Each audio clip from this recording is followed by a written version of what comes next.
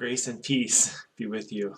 Hi, my name is Mark. I'm the pastor at Sycamore Creek in Potterville. I have a brief thought for you today from the wisdom book of the Bible, Proverbs. I'm on Proverbs chapter 13. I'm looking at verses 1 through 14 of chapter 13 of Proverbs. In Proverbs 13, it starts with a reminder that wisdom is learning from the mistakes of others. Wisdom is we're not just on our own with wisdom, but we learn from others. And so it says, a wise child heeds their father's instruction, but a mocker does not listen to rebuke. It's a reminder that we ignore instruction and rebuke at our own peril. Wisdom is gained from others.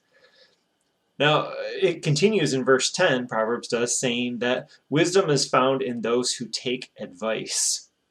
Those who take advice. And verse 13 says that the person who scorns instruction will pay for it, but the person who respects a command is rewarded. Now, I've talked about this before, about receiving instruction from others, about receiving correction, and it sounds great, doesn't it? But the truth is, this is really hard to live out. It's really hard to live out. I've been thinking about this lately, and one of the words that Proverbs uses to describe foolishness is being obstinate. Obstinate, being unwilling to change. And that's been convicting to me.